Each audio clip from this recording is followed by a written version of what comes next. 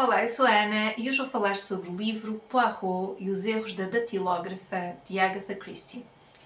Esta é a edição que eu tenho, é uma edição antiga, é a coleção Vampiro Gigante e a edição, ou a editora, é a edição Livros do Brasil. Eu não tenho a certeza se era um que era da minha avó, se foi um dos que eu mandei vir em segunda mão. Eu fiquei com uma coleção que era da minha avó e depois, para a completar, comprei outros na OLX ou no site de Coisas. Muitos foram oferecidos também em segunda mão, porque eu gosto das traduções e há uma certa nostalgia este tipo de livros, que este tipo de livros me confere. Pronto, enfim. Então, neste caso, Poirot e os erros da datilógrafa é o segundo livro que está neste volume. Cada volume tem 2 livros. Pus aqui um marcador. O título original do livro é Hickory Dickory Dock, que é uma parte de uma rima infantil. A Agatha Christie fazia muito isso, de incluir rimas infantis em alguns livros. Algumas vezes estas rimas infantis têm mais protagonismo do que outras. Neste caso não tem muito, portanto uma das personagens refere esta rima a dada altura, mas não há outro tipo de ligação ao longo do livro com esta rima. Quando este livro começa, o Poirot está assim um bocado chateado com a Sra. Lemon, porque ela, ao datilografar um documento qualquer, fez uma série de erros que não é costume. Então o Poirot chama-lhe a atenção e ela confessa-lhe que está muito preocupada com a irmã, que é a Sra. Hubbard. Ela é uma espécie de responsável por um hostel de estudantes, portanto, ou de uma residência de estudantes, eu diria que será mais isso. É uma espécie de governanta desse hostel. Esta senhora é viúva, ela viveu muito tempo fora de Inglaterra com o marido entretanto faleceu e ela arranjou este trabalho. Ela arranjou este trabalho nessa tal residência e começaram a desaparecer uma série de objetos. Começaram a acontecer algumas coisas esquisitas nesta residência de estudantes. Tem estudantes não só ingleses, mas também de outros países, portanto estrangeiros, seria o equivalente mais ou menos ao Erasmus que nós temos cá em Portugal. São uns 15 estudantes, mais ou menos 14 ou 15, mas nem todos têm o mesmo nível de protagonismo, claro, senão este volume seria muito maior. Eu agora não me lembro exatamente por que ordem é que as coisas acontecem, mas a Sra. Lemon diz ao Poirot que de facto está preocupada com a irmã, por isso se estar a passar. Entretanto, o Poirot tem acesso aos objetos que foram roubados e ao que está a acontecer. Gaba o lado metódico da irmã da Sra. Lemon, portanto da Sra. Hubbard, e fica muito interessado e quer perceber melhor qual é a ligação entre aqueles objetos e fica, de certa forma, também preocupado. Portanto, o Poirot, esta personagem da Agatha Christie, ele tem quase umas qualidades sobre-humanas, ele consegue ver ligações com alguma rapidez que o comum dos mortais não estabelece, não vê. Eu acho que sim, há aquele lado muito lógico e também metódico da parte dele que o leva a chegar às suas conclusões, mas também acho que é um lado um pouco instintivo. Portanto, ele percebe rapidamente que alguma coisa se passa e que não é muito normal. Ele encontra-se com a Sra. Hubbard e decide ir à residência a pretexto de uma espécie de mini-conferência. Portanto, isto são vários tipos de estudantes de várias áreas diferentes, sei lá, política, medicina, psicologia, farmácia, agora não sei, mas várias áreas diferentes, história talvez, acho que havia lá alguém também dessa área, e então a Sra. Hubbard, a pretexto de que seria interessante alguém da criminologia vir falar sobre isso, e também porque o Poirot é uma pessoa bastante famosa nesta altura, em Inglaterra, em Londres, achou que eles poderiam achar interessante e assim ele também percebe mais ou menos o ambiente, mais ou menos o que é que se passa ali. Eu agora não me lembro se é ele que dá a ideia, se é a Sra. Hubbard, mas a verdade é que se marca um jantar lá na residência e ele vai. Pronto, sob esse pretexto. Este tipo de residências de estudantes, eu já estive numa quando fiz Erasmus e nós não tínhamos, quer dizer, podíamos jantar lá, podíamos não jantar, não é? Mas este tipo é quase... porque eles têm uma cozinheira nas instalações, que é a Maria, que é uma senhora italiana, e o marido dela que serve e que trata de outras questões também do edifício. E vai à porta, esse tipo de coisas. Portanto, é um estilo de residência de estudantes assim um pouco diferente daquilo que eu, enfim, estou habituada a século XXI agora, mas provavelmente até era uma coisa comum. Voltando aqui só um bocadinho atrás, eu acho engraçada a forma como a Agatha Christie descreve a Sra. Lemon, porque eu percebo agora, quer dizer, já percebi há algum tempo, que muitas das histórias da Agatha Christie que eu conheço são sobretudo da série televisiva, porque eu comecei a ler os livros dela para aí aos 17 ou 18, e sim, vai aos 17. E antes disso eu já via a série e era no verão, portanto eu percebo que tenho assim uma ligação muito forte com as histórias da Agatha Christie porque era também um momento familiar, durante as férias de verão, enquanto estávamos a comer os aperitivos antes do jantar, apanhava-se um episódio do Poirot, já com o David Suchet. Pronto, então eu percebo que há essa nostalgia também, de alguma forma, que me... E depois, mais tarde, li os livros. Então o meu imaginário em relação a estas histórias vem sobretudo da série com o David Suchet. A Miss Marple já existem várias Miss Marple, se bem que eu até gosto mais da... não sei se é a mais antiga. Por acaso, eu depois coloco aqui o nome da atriz, ela já faleceu, mas é a minha favorita, acho que ela encarna bem a forma como eu imagino a Miss Marple, mas existem inúmeras, também existem vários Poirot, mas eu acho que é incontestável que o que ficou mais famoso e aquele que de uma maneira geral as pessoas preferem é a versão interpretada pelo David Suchet. E então, a Miss Lemon, isto para chegar à Miss Lemon, na série, ela é assim uma mulher já adulta, claro, sei lá, dos seus 40 e tais, por aí, mas assim muito bonita, arranjada, eu acho-a bonita, arranjada, assim uma beleza clássica. Mas ela aqui no livro é retratada como sendo mais velha e feia.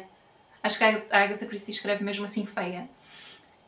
E então eu estava a ler e a pensar, caramba, mas não era nada a imagem que eu tinha na minha cabeça. E depois é muito difícil retirar essa imagem que eu tenho. E outra coisa que ela diz, mas isso também aparece na série, é que o Poirot não fazia ideia que a Sra. Lemon tinha uma irmã.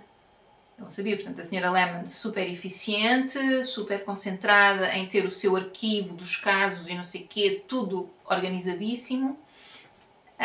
Mas tudo o resto, o que é mais familiar, o que é mais... Ele nem sabia, porque ela era o epítome da secretária eficiente. Por isso é que quando ela começa a fazer erros ortográficos ou de datilografia nos documentos que estava a redigir, ele fica preocupado, gente, isto não é nada normal, o que é que se passa aqui? Enfim, isto agora foi uma à parte. Então o Poirot vai à residência dos estudantes.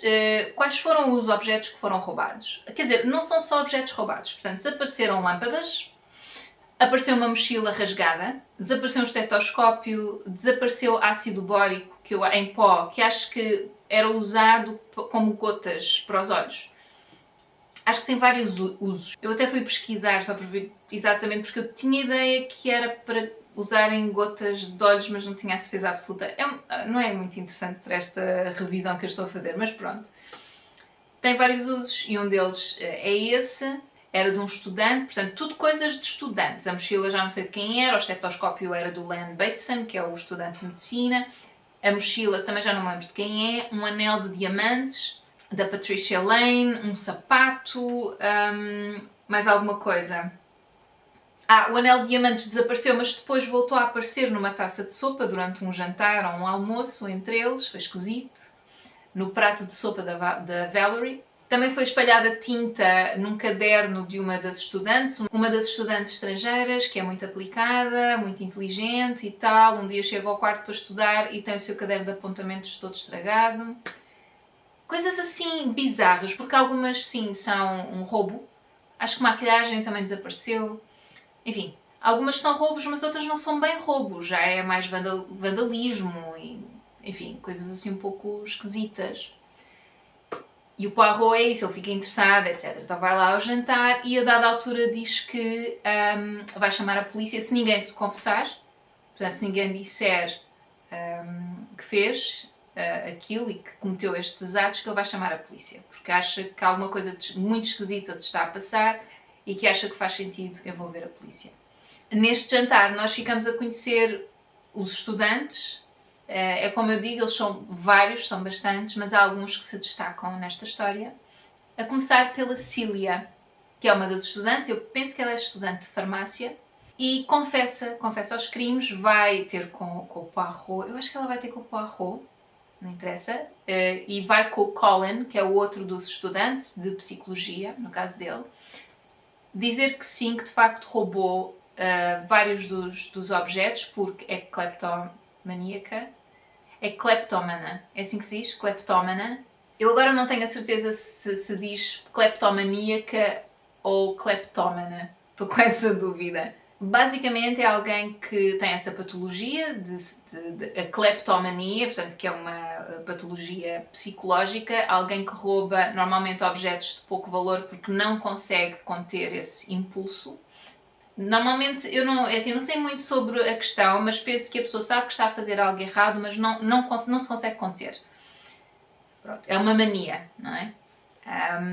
E então é uma coisa assim um pouco obsessiva. Enfim, então rouba e normalmente são coisas de pouco valor, mas eu não sei muito mais sobre a questão. Pronto, ela foi lá, ela confessou que andava a fazer isso por causa desse impulso que sente. O Colin foi com ela para lhe dar apoio moral e porque, sendo o psicólogo, percebe o que é que se está a passar. Esta personagem do Colin é um bocadinho... Eu acho um bocado arrogante e eu acho também que a Agatha Christie retrata-o de uma forma talvez um pouco ridícula. Portanto, eu não sei, nesta altura o livro, já agora deixem-me ver de que ano é que é, porque eu nem vi. Portanto, ele foi publicado inicialmente em 1955, é isso? Por acaso, estes livros têm muito pouca informação mais objetiva sobre a edição original. Mesmo sobre esta edição não tem muita coisa. Dizem que é o tradutor, que foi uma Fernanda Pinto Rodrigues, mas de resto não tem muita coisa. Eu, entretanto, fui à internet e sim, foi publicado inicialmente... A primeira publicação foi feita em Inglaterra em 1955. Pronto. E a psicologia, nesta altura, não sei como é que está. É relativamente recente, aliás, se nós pensarmos que mesmo agora, século XXI, ainda há algum estigma. Eu ainda conheço pessoas que não querem e que não... Mesmo que se sintam em baixo, eu sugiro fazerem terapia, consultarem um psicólogo ou psiquiatra, uma coisa assim, que dizem não, nem pensar, porque é logo admitir que estou maluco ou qualquer coisa. Portanto, eu acho que ainda existe algum preconceito em relação a esta disciplina e a esta ciência.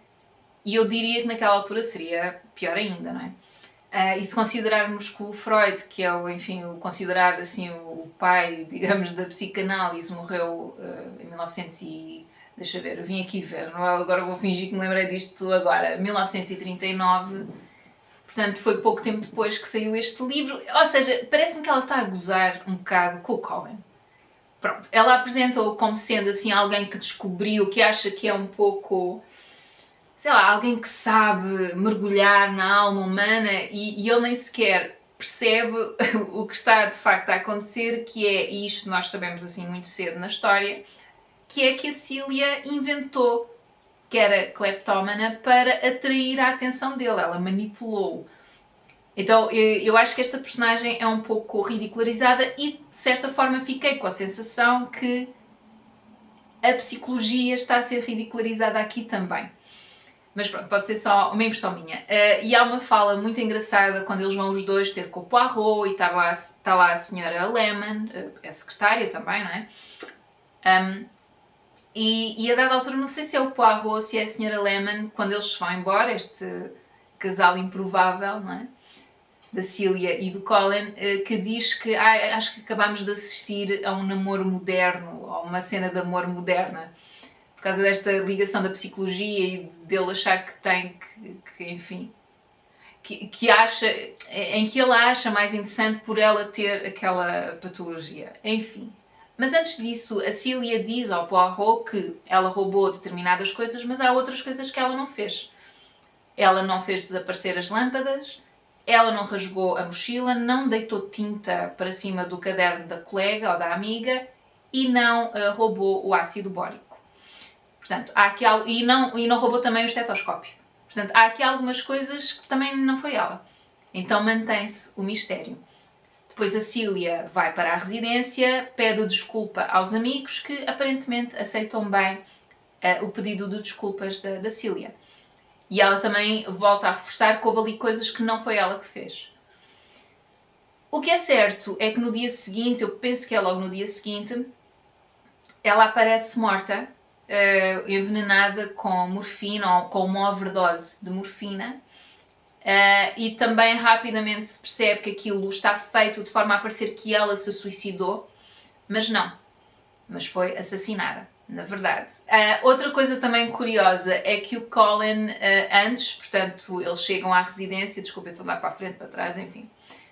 Eles quando chegam à residência, o Colin e a Cília, vindos da casa do Poirot, não é? Ela pede desculpa, etc, etc, aos amigos e colegas de casa, e eles, de uma maneira geral, é isso também, são compreensivos, e o Colin pede-a em casamento. Não sei se é logo ali ou se já tinha pedido, mas é um bocado bizarro, porque ele nem tinha reparado muito nela. De repente, ela diz que tem aquele problema e já é a mulher da vida dele. Eu não sei, é um bocado esquisito isso também. Por isso é que eu acho que esta personagem está a ser um bocado ridicularizada pela Agatha Christie. Enfim.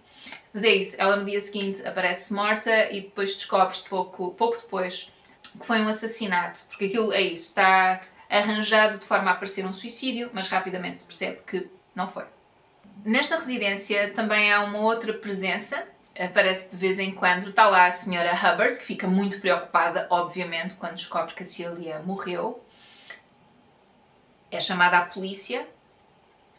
Há outra presença que é a senhora Nicoletis. Eu penso que a personagem, eu sei que na série era grega, eu acho que aqui também. Mas pronto, vive em Londres, tem aquela residência, tem também uns outros bares, portanto tem outras propriedades. E é uma mulher bastante descompensada. Ela é muito emotiva.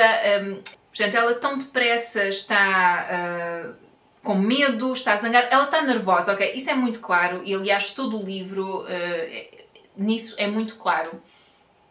Que ela é uma pessoa que está muito nervosa e então tão depressa está exaltada e um bocado agressiva.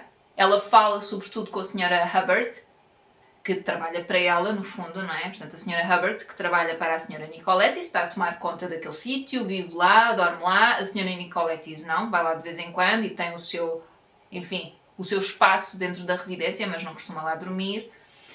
E há muitas interações entre a senhora Hubbard e a senhora Nicoletis, em que a senhora Nicoletis é completamente insuportável para a senhora Hubbard. E depois é agressiva e às vezes acusa de coisas, porque ela... Há o assassinato, vai lá ao Poirot. Aliás, ela fica logo nervosa quando sabe que lá vai o Poirot jantar. Depois há o assassinato. E depois aparece a polícia para investigar o assassinato. E a senhora Nicoletis está sempre num estado de nervos impressionante. E é a senhora Hubbard que vai apanhando com aquilo tudo. Então aparece a polícia, o Poirot vai acompanhando o que se está a passar, vai falando sobretudo com a senhora Hubbard, mas interage também com a polícia, claro, ele conhece-os a todos e esteve lá também numa noite e sabe mais ou menos o que é que se passa, portanto há essa relação próxima. Em alguns livros, os detetives ou os polícias, enfim, não acham muita piada ao Poirot, porque veem-no mais como uma espécie de amador, por ele ser um detetive particular, mas ele nesta altura já ganhou uma posição bastante forte e é considerado de uma maneira geral pelos seus pares. Aliás, esta personagem do Poirot, ele é belga, é um refugiado belga, portanto ele fugiu na Segunda Grande Guerra ou na Primeira Grande Guerra? Eu acho que foi na Primeira Grande Guerra ainda. Portanto, fugiu da Bélgica para a Inglaterra, mas ele na Bélgica era polícia. Pronto, então quando vai para a Inglaterra é para, enfim, por uma série de vicissitudes, torna-se um detetive particular. O inspetor que está a investigar esta história é o inspetor Sharp, da Scotland Yard. Então a investigação vai prosseguindo, o Poirot vai trabalhando um pouco sozinho nas suas próprias investigações, nas suas próprias entrevistas com os estudantes, mas vai cruzando esse conhecimento que vai ganhando com o Inspetor Sharp. A dada altura é a Sra. Nicoletis que aparece morta, e há ainda uma terceira morte neste livro, mas eu não vou dizer, para quem não leu, ser uma surpresa, enfim, desagradável, mas já é muito para a frente no livro. E há sempre este cruzamento, então, do Poirot que vai falando com a Sra. Hubbard, que ela é muito metódica e ela é observadora, então ele vai falando com ela, vai falando com o Inspetor Sharp, vai chegando a algumas conclusões primeiro que o Sharp e vai-lhe comunicando. Enfim, achei que era uma narrativa não muito linear nesse sentido, portanto, em cada capítulo, não sei se é bem em cada capítulo, mas muitas vezes estamos com o Poirot, depois passamos a estar com o Inspetor Sharp, depois acontece alguma coisa com a Sra. Hubbard e tudo se vai juntando, todas as pecinhas se vão juntando ao longo do livro. Também estamos com os estudantes. Ainda há outros estudantes que são relevantes para a história. O Nigel Chapman, que parece ser assim um rapaz um bocado chatinho. Pronto, ele estuda a história medieval, mas é um bocadinho desagradável. É aquele brincalhão um pouco tóxico, vamos lá, enfim. Mas depois há uma estudante, que é a Patricia Lane, que tem assim um fraquinho pelo Nigel. Ela é estudante de arqueologia e protege-o muito e desculpa-o muito. Há uma série de entrevistas que o Poirot faz aos estudantes logo no início, a cada um deles. Então nós ficamos com essa sensação da personalidade de cada um dos estudantes. E a Patricia Lane é muito protetora do Nigel, mas assim é um ponto um pouco irritante, em que tu percebes que ela ignora conscientemente algumas coisas que, para não manchar muito a imagem que ela tem dele, e, enfim, porque gosta muito dele. Eu disse fraquinho, mas na verdade eu acho que ela está completamente apaixonada pelo Nigel. Há uma coisa que eu acho que também é quer dizer, não sei se é assim muito relevante. Alguns destes estudantes não são na verdade estudantes, eles já estão a trabalhar, são muito jovens, mas estão a trabalhar. Por exemplo, há uma Valerie Hobhouse, que é uma rapariga que trabalha num salão de beleza, uma coisa assim. Há outra que é a Jean, que é uma fisioterapeuta que trabalha num hospital. Portanto, eu acho que aquilo que eles têm em comum é que são todos bastante jovens, mas não tipo 20. Mas realmente não são todos estudantes. A Valerie é assim uma rapariga muito esperta, inteligente, assim, mas há ali qualquer coisa um pouco maliciosa nessa personagem. Eu acho que isso é-nos apresentado assim de propósito, pelo que depois vamos também descobrindo mais à frente. E depois a outra personagem da Jean Tomlinson, a tal fisioterapeuta, ela é assim uma pessoa um pouco tóxica, ela é assim um bocadinho coscovilheira. Ela tem assim umas poses, como se, sei lá, como se moralmente fosse superior de alguma forma, e depois a maneira como fala dos colegas é dessa posição de superioridade, e percebe-se que é uma pessoa que tece muitos julgamentos em relação aos seus colegas. Eu acho que a Agatha Christie tinha muito jeito para fazer isso, portanto, para definir a personalidade das suas personagens. E eu acho que neste livro estão todas bastante bem definidas, exceto alguns dos estudantes estrangeiros. Alguns deles, acho que há um que é indiano, há um que é africano.